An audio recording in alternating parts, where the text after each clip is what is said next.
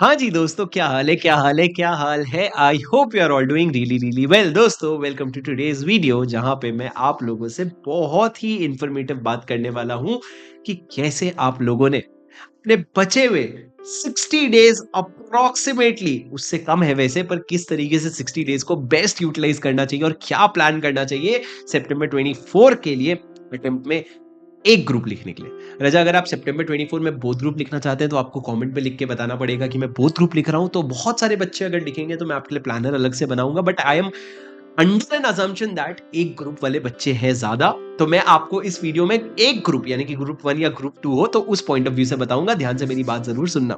Sir, आपके मन में बहुत सारे सवाल और भी होंगे। सितंबर लिखना चाहिए, जैन लिखना चाहिए, सर एक ग्रुप लिखे, बोथ ग्रुप लिखे। आप नीचे कमेंट पे सारे क्वेश्चन डाल दो। मैं जैसे ही बहुत सारे कमेंट्स मेरे को रिपीटेटिव देखेंगे, मैं उस पर वीडियो बना दूंगा। आपका काम है मुझ तक अपनी क्वेरी पहुंचाना और मेरा काम है उसका जवाब देना। ठीक है राजा? और अगर आप इस वीडियो चैनल में पहली बार आए हो और अभी तक चैनल सब्सक्राइब नहीं किया तो कर लेना। और अगर दूसरी बार आए हो फिर भी नहीं किया तो नालायक हो तुम जो अभी तक सब्सक्राइब नहीं किया। बहुत सारे वीडियोस आएंगे, you should not miss any of them. अब हो गया। अब मैं आपको एक मुद्दे की बात पे आता हूँ। माना कि रिजल्ट अभी अभी आया है, माना कि आप या तो पढ़ाई शुरू नहीं किए हो या पढ़ाई शुरू कर दिए हो। पढ़ाई शुरू नहीं की हो तो कोई बात नहीं, अभी शुरू कर लेंगे, कोई देरी नहीं हुई है। पर अगर पढ़ाई शुरू कर दी हो तो बहुत इंपॉर्टेंट है अपने जोश को मेंटेन रखना। अब दोस्तों, दिल में जो भी दर्द हुआ, दिल के दर्द को रख दो किनारे में। अब ले आओ दिमाग को एक्टिव मोड पे। तो अपना दिमाग काम करेगा और अपना दिल चुप रहेगा रिजल्ट के दिन तक। दिल से हम बात करेंगे जिस दिन हमारा रिजल्ट आ जाएगा। फिलहाल मेरी बात ये सुनो, सर किस तरीके से प्लान करें? समझ नहीं आ रहा किसकी क्लासेस लें, लेनी भी चाहिए क्या, समय नहीं है। समझ नहीं आ रहा नए बुक्स ले, रिविजन्स ले, क्या करे क्या नहीं करे। तो दोस्तों, लॉ की अगर स्पेसिफिक बात करूं तो कल ही मैंने एक वीडियो अपलोड किया है जिसमें मैंने पूरा डिटेल्ड गाइडेंस आपको दिया है लॉ का, कि अगर आप बुक्स और फ्री रिविजन करना चाहते हो तो क्या अप्रोच होगा, जो 13 जुलाई से शुरू हो गया। और अगर आप क्लासेस करना चाहते हो तो एग्जाम ओरिएंटेड का पूरा शेड्यूल है 30 दिन का, वो भी 13 जुलाई से शुरू हो गया। By mid of August you will be completely free. पर सर ये वीडियो उनके बारे में नहीं है, वीडियो है ओवरऑल प्लानर के बारे में। दोस्तों, मैं आपको बताना चाहता हूं, अगर आप एक अंदाजा लगा करके अगर आप 15 जुलाई से भी गिनोगे, 15 जुलाई से भी अगर गिनोगे, तो आप देखो जुलाई के 16 दिन हो गए, अगस्त के 31 दिन हो गए, और आपके सितंबर के 8 दिन ले लो, क्योंकि उसके बाद के 3-4 दिन जो है वो आपके फर्स्ट पेपर के पढ़ने में चला जाएगा। और आपका पेपर शुरू हो रहा है 12 से, if I am not wrong. Sir आपके टोटल कितने हो गए? आप टोटल देखोगे 55 डेज हो गए लगभग। चलो मान लिया 60 दिन, फॉर इजी कैलकुलेशन मान लिया 60 दिन। ठीक है। अब राजा मेरी बात ध्यान से सुनो, आपके पास 60 दिन है हाथ में। 60 दिन क्यों माने सर? मैं अकाउंट्स का भी जो आप रिवीजन करोगे ना एक दिन पहले, उसको भी प्लानर में लेके चलूंगा। तो 60 दिन है आपके पास। अब सर 60 दिन में आपको ये समझना है कि एक दिन में कितना पढ़ूंगा तो मेरे पास टोटल कितने घंटे आएंगे। सर ये हम निकालेंगे, ये हमको पता नहीं है, हम निकालेंगे कि दिन में मेरे को कितने घंटे पढ़ने की जरूरत है।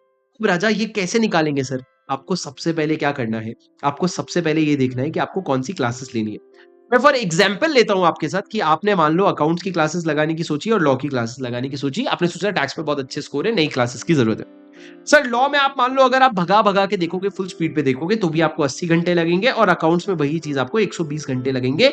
ये मैं अजम्पशन पे चल रहा हूं, बहुत कंजर्वेटिव, कि आपके पास मान लो 200 घंटे की क्लासेस बची है। नहीं बची है तो you are on a good note, आप उसको रिवाइज करो यहाँ पे, आप अपने हिसाब से लिखो यहाँ पे, और मेरे साथ साथ ही लिखो। सर वीडियो पॉज करो, पेपर पेन लो और फिर लिखना शुरू करो। कौन से 2 क्लासेस है और कितने घंटे हैं उसके। अब सर क्लासेस खत्म होने के बाद आपको 2 रिवीजन करना पड़ेगा। एक आपका फर्स्ट रिवीजन होगा, एक आपका सेकंड रिवीजन होगा। और ये दोनों रिवीजन तो आपको सारे ही सब्जेक्ट के करने पड़ेंगे ना। अगर आपकी क्लासेस बचे नहीं है तो आप सीधा ये कैलकुलेशन में आ जाओ। सर फर्स्ट रिवीजन आपका एक अकाउंट्स होगा, आपका एक लॉ होगा, आपका टैक्स में डीटी होगा, और आपका आईडीटी होगा। 4 सब्जेक्ट। अगर आप ग्रुप 2 हो तो ग्रुप 2 के 4 सब्जेक्ट लिखना। सर फर्स्ट रिवीजन क्या मैं रैंडमली हिसाब लगा लूं? है 40 घंटे दे दूंगा, 80 घंटे नहीं सर। आपको बहुत स्मार्ट वर्किंग करनी पड़ेगी। मैं बताता हूं एक कि लॉ की स्मार्ट वर्किंग कैसे करोगे, क्योंकि मैं लॉ पढ़ाता हूं ना, मैं आपको लॉ का बहुत प्यारा गाइडेंस दे सकता हूं, बाकी सब्जेक्ट तरीका बता सकता हूं। सर लॉ में मान लो आपने डिसाइड किया कि मैं आरआर देखूंगा, रैपिड रिविजन, और आपको अपने एक्सपीरियंस से ये पता होना चाहिए कि 1 घंटे का आरआर है तो उसके साथ खुद पढ़ के मेरे को और क्वेश्चंस करके 3 घंटा लगता है।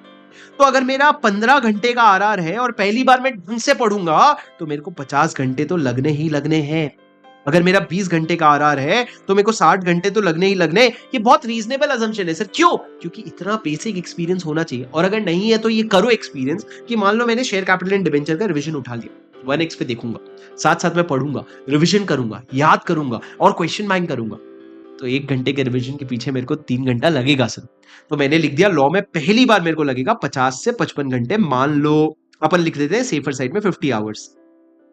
और सर जब 50 घंटे लग गए तो ऐसा थोड़ी है कि सेकंड टाइम भी 50 घंटे लगेंगे। आप समझो एग्जाम के पहले तो आपको 1.5 दिन मिलेगा सिर्फ, और 1.5 दिन में इफेक्टिव आपके पास 25 घंटे होते हैं। तो भाई आज जो चीज 50 घंटे लगे रिवाइज करने के लिए, उसको एग्जाम के पहले अगर सक्सेसफुली 25 घंटे में रिवाइज करना है तो सेकंड रिवीजन आपका 35 से 40 घंटे का होना चाहिए। चलो हम सेफर साइड में 40 घंटे ले लेते हैं, ठीक है, ले लिया 40 घंटे। अब सर आपको समझ आ गया लॉ का फर्स्ट और सेकंड रिवीजन मिला के 90 घंटा लगेगा। क्लास का अलग छोड़ दो, मैं रिवीजन की बात कर रहा हूँ। सेम सर आप अकाउंट्स का करो, सेम आप डीटी और आईडीटी का करो। अगर मैं एक रफ एस्टिमेशन ले लूं, अकाउंट्स में पहला 80 घंटा, दूसरा 50 घंटा, डीटी आईडीटी में पहला 80 घंटा, दूसरा आपका 45 आवर्स में आपको लाना पड़ेगा। अगर ये रफ एस्टिमेट आप ले लो सर, तो आपका टोटल, ये मैंने अकाउंट्स और टैक्स का रफ लिया है, आप अपना फेयर लॉ का इस तरीके से, ठीक है। अब आप आगे की ये चीज समझो सर कि आपने एस्टिमेट तो ले लिया, अब टोटल कितना आया आपका। आपका अकाउंट्स मांग रहा है 130 घंटा, रिवीजन का लॉ मांग रहा है 90 घंटा, और डीटी मांग रहा है आपसे 130 घंटा, ये भी लगभग ले लो। तो टोटल आपसे 300, 260 और 350, 350 घंटे तो आपका रिवीजन का है भाई। और मान लो ऊपर के आपके 200 घंटे क्लास के हो गए, ये आप अपना बना रहे हो, 200 घंटे आपकी क्लास के हो गए, तो आपका कितना हो गया सर टोटल 550 घंटे। और भैया दिन प्रोपोर्शनेटली कितने हैं आपके पास, मान लो 55 डेज एग्जैक्ट अगर लेते हो तो आपको दिन में 10 घंटा पढ़ोगे, तब जाके सर आपके पास एम्पल अमाउंट ऑफ टाइम है जहां पे आपने एमटीपी, आरटीपी और मॉक टेस्ट लिखना, ये सब तो कुछ कंसिडर ही नहीं किया है। मतलब आज से 10 घंटे पढ़ोगे तो जाके आप अपना सिलेबस टाइम पे खत्म करके एग्जाम देने के लिए फुल रेडी होगे। अब सर मैं आपको बताता हूँ क्या करना है। ये तो आपने फिगर आउट कर लिया दिन का कितना घंटा पढ़ना मैंडेटरी है। अब सुनो सर कुछ प्रो टिप्स। सबसे पहली चीज, सर सितंबर एग्जाम लिखने जा रहे हो ना, मेरा एक ही रिक्वेस्ट है आपसे, एक ही रिक्वेस्ट है आपसे, leave no stone unturned. Leave no stone unturn मतलब अपने तरफ से कोई भी कमी मत छोड़ना, बस यही तुम्हारा टारगेट होना चाहिए। अरे समय कम था, रिवीजन नहीं हुआ, अरे समय कम था, नहीं पढ़ पाया, घंटा एग्जाम मत लिखने जा भाई, छोड़ दे। नसीब पे क्या जाते हो, नसीब पे जाके एग्जाम, नसीब पे रह के एग्जाम लिखने जाते हो और फेल होने पे आप अपने आप को दोष देते हो। किस्मत को दोष दो ना फिर। नहीं सर, अपन जब तक पूरी शिद्दत से, पूरी ताकत से तैयारी नहीं कर लेंगे, हम एग्जाम लिखने नहीं जाएंगे। तो हम एग्जाम लिखने जाएंगे और हम तैयारी भी ताकत से करेंगे, ये तो मैंने ठान लिया भाई। अब आगे की बात बताओ सर। तो आगे की बात ये है राजा, आप जब अपना हिसाब लगाओगे ना, आपको समझ आएगा दिन में मेरे को मिनिमम 8 घंटा और मैक्सिमम 10 घंटा पढ़ना है, और ये मेरा प्रोडक्टिव आवर्स होना चाहिए। लोगों को नहीं समझ आता ये प्रोडक्टिव आवर्स, ये सिटिंग आवर्स नहीं, ये प्रोडक्टिव आवर्स होना चाहिए। सर प्रोडक्टिव का मतलब समझो राजा। मैंने डिसाइड किया, मैं लॉ का 90 आवर्स का क्लास दिया मैंने, मान लो। अब सर एक बात समझो, मैंने सोचा 90 घंटे की क्लास है, मैं दिन में 3 घंटा पढ़ूंगा और मैं 30 दिन में खत्म कर दूंगा, ठीक है। अब सर दिन में 3 घंटे का आपने प्लानर बनाया कि डे 1 में मैं ये 3 लेक्चर देखूंगा, डे 2 में मैं ये 3 लेक्चर, डे 3 में ये 3 लेक्चर। तो अच्छा कभी ऐसा दिन होगा जब आपने डे 1 में 3 घंटे का काम 1.5 घंटे में कर लिया, क्यों? चैप्टर इजी था सर, चैप्टर इजी था और आपने जल्दी निपटा लिया। किसी दिन ऐसा होगा डिफिकल्ट चैप्टर आएगा, 3 घंटे का काम आपको 5.5 घंटा लग जाएगा। ओ हो। अब सर आपको समझना पड़ेगा that you will have to use your time judiciously. Sir यहाँ 1.5 घंटा लगाना, तो आपको समझना पड़ेगा आज जो 1.5 घंटे मैंने बचाए हैं ये मेरे को आगे काम आएंगे, तो आपको ये 1.5 घंटे भी यूज करने पड़ेंगे। पर सर यहाँ पे 3 घंटे का 5.5 घंटा लगाना भूल जाओ, आपको इसको 3 घंटे की ही पढ़ाई माननी पड़ेगी। 2.5 घंटा आपको अपने टाइम पास में से, नींद में से, इधर उधर से हटाना पड़ेगा। मतलब सर हर दिन का हिसाब किताब उसी दिन क्लोज करके जाओ। ऐसा नहीं आज का दर्द कल, आज की खुशी कल, नहीं भैया, आज की खुशी आज, आज का दर्द आज। क्या मतलब सर, जब तुमने 3 घंटे का काम 1.5 घंटे में किया ना, तो तुम सोचो 1.5 घंटे का ही काम किया, 1.5 घंटे का और बचा है की सोचिए। और जब तुमने 3 घंटे का काम 5.5 घंटे में किया ना, तब भी यही सोचो 3 ही घंटे का काम हुआ है, 5.5 घंटे तो मेरी गलती थी। उसी दिन ज्यादा पढ़ो, इससे बैलेंस आता है सर। कहने का मतलब ये है, आप सर रोज प्लान बनाते हो, उस प्लान को एग्जीक्यूट करने की कोशिश करते हो और एग्जीक्यूशन में फेल हो जाते हो, फिर प्लान बनाते हो। मैं आपसे क्या कह रहा हूं, बहुत ज्यादा प्लान बनाओ ही मत, एक बेसिक प्लान बनाओ और टारगेट सिर्फ ये करो कि I will use my every hour. Every hour मतलब क्या सर, आज 15 जुलाई है, तुमने डिसाइड किया कि मैं टाइमर कैसे डिसाइड करते हो तुम, कि मैं सुबह 6 बजे से लेकर के 9 बजे तक पढ़ूंगा, फिर मैं 10 बजे से, मैं आपको रफ आइडिया बता रहा हूँ, 1 बजे तक पढ़ूंगा, फिर मैं 2 बजे से लेकर के 5 बजे तक पढ़ूंगा, जिसमें मैं बैठूंगा 3 घंटे, पर मेरी पढ़ाई सिर्फ 2 घंटे की होगी, दोपहर का टाइम है। फिर मैं फ्रेश होकर के 5:30 या 6 बजे बैठूंगा और 6 बजे से मैं 9 बजे तक पढ़ूंगा। ये 3 घंटे हो गए सर, ये 3 घंटे, ये 3 घंटे, ये 3 घंटे, आपने टोटल 11 घंटे का शेड्यूल बनाया। अब मान लो सर आपने सोचा था सुबह सुबह मैं लॉ पढ़ूंगा 6 घंटे फॉर एग्जाम्पल, या सुबह सुबह आपने सोचा टैक्स पढ़ूंगा 6 घंटे, पहले डीटी फिर आईडीटी, पर सर फॉर सम रीजन सुबह डीटी नहीं घुस रहा है दिमाग में, मन नहीं कर रहा है, उस दिन आपका कोई ऐसा चैप्टर है जो आपको लग रहा है नहीं यार, नहीं यार, आपने आधा घंटा कोशिश किया, नहीं हुआ, सर आपके हाथ से आपका समय, जो 6 से 7 का समय है ना, वो निकला जा रहा है, you will have to use that. 30 minute में नहीं हुआ, स्विच करो, आप चाहे अकाउंट्स आपके दिन में आज है ही नहीं प्लानर में, अकाउंट्स में जो भी आपका फेवरेट चैप्टर है वो उठा करके पढ़ लो। आज सर टैक्स का मन नहीं हुआ, आज कुछ और चला जाएगा दिमाग में। पॉइंट ये है, समय नहीं बर्बाद होना चाहिए। मैंने अपना हर घंटा यूटिलाइज किया, मेरे प्लान में नहीं था सर अकाउंट्स, तो क्या हुआ राजा, आज 1 घंटे का कुछ एएस पढ़ेगा अगर, तो उससे आगे आने वाला 1 घंटा बचेगा ना, पढ़ाई तो किया ना। हाँ, रेपिटेशन मत करना कि सुबह भी एएस वही वाला पढ़ा था, शाम को भी एएस 10 पढ़ रहा हूँ, बहुत मजा आ रहा है। अरे नहीं भाई, लॉजिकली सोचो, काम ये है आगे बढ़ना है। सर आपका सिलेबस टैक्स का इतना है, लॉ का इतना है, अकाउंट्स का इतना है, आज आपने टारगेट किया था ये दोनों का, पर कभी कभी मन नहीं मानता सर, शिफ्ट हो जाओ, अकाउंट्स पे आ जाओ। तो कहने का मतलब ये है, सेव द आवर। आप अपने सामने स्टिकी नोट्स में लिख लो राजा, आपका एक ही टारगेट होना चाहिए, सेव द आवर। बस ये घंटा बचाना है आपको, नहीं तो घंटा बचेगा, या तो घंटा बचा लेना या घंटा बचेगा। समझ रहे हो तुम मेरी बात? तो सर कहने का मतलब ये है, योर टारगेट शुड, आप एक प्लानर बनाओ, नो डाउट। मैं आपको क्या प्लानर दूंगा, मैं आपको प्लानर में बहुत सारी जेनरिक चीजें भी बताऊंगा, पर आपका एक बेसिक प्लानर ये है, save the hour, leave no stone unturned. पूरी चीजें लिखो जो आपको करना है, कहीं भी कमी मत छोड़ना, कहीं भी शॉर्टकट मत ढूंढना राजा। थक गया हूं मैं तुम लोगों के शॉर्टकट ढूंढते ढूंढते। सर सुपर 50 दे दो, सुपर 100 दे दो, किस्मत इतनी झंड होती है ना कि भैया सुपर 50 जो करके जाओगे उसके खिलाफ 98 सेक्शंस वहीं से आएंगे जो पढ़ के नहीं जाओगे। सुपर 50, सुपर 30, सुपर 60 सब एक तुक्का है सर, काम कर गया तो ठीक, नहीं तो ठीक, उसके भरोसे मत बैठो।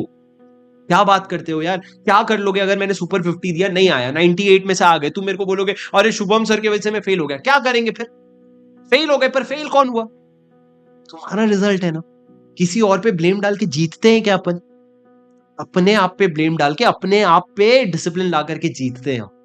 तो वो लाना है राजा, सब दुनियादारी को सब अलग कर दो, दुनिया में जो लोग आपके फेवर में नहीं है उनको मारो लात, और जो है उनको रखो साथ, और बोलो भैया मेरा एक ही फोकस है, सितंबर 24 clear my CA intermediate exam with the best possible marks.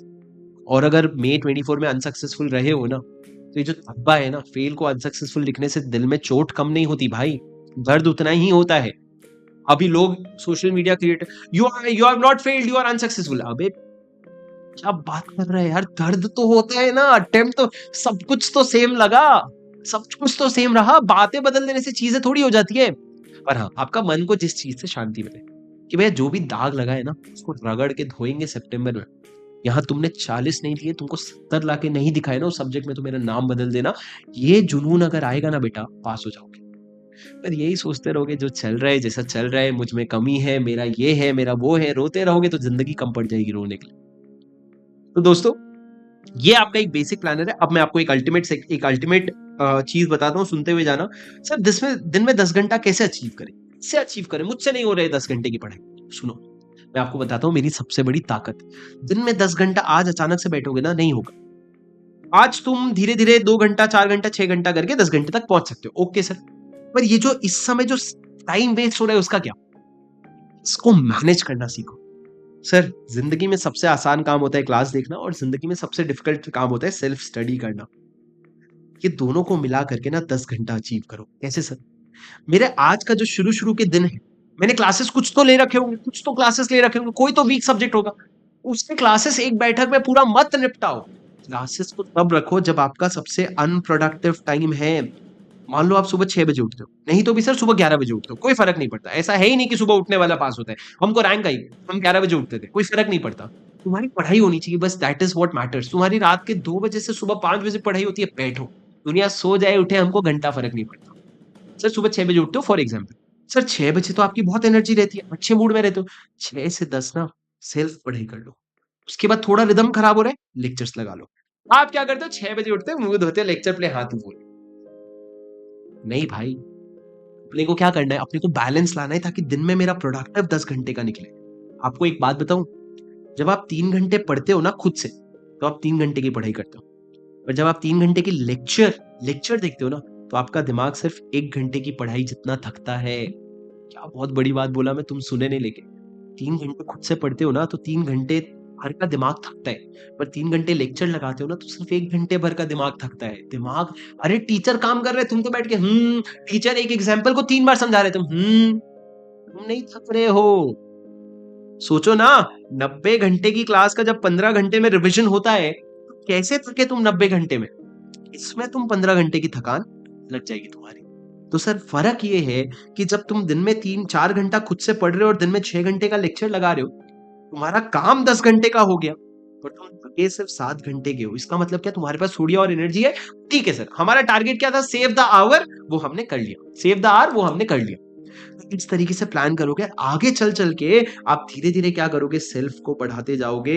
एक दिन आएगा, लेक्चर्स खत्म हो जाएँगे पूरे और आपका सेल्फ 10 घंटे पे आ जाएगा और आपका समय भी बर्बाद नहीं हुआ। तो इसके लिए क्या करना है सर? ये मत सोचो कि मैं 15 अगस्त तक लेक्चर निपटा दूँगा, मैं 15 जुलाई तक। नहीं भाई, क्यों निपटाना है? मैंने 100 घंटा रख लिया ना। मेरा लेक्चर अगर 15-20 अगस्त को भी खत्म होता है ना, मेरे को फ़र्क नहीं पड़ता।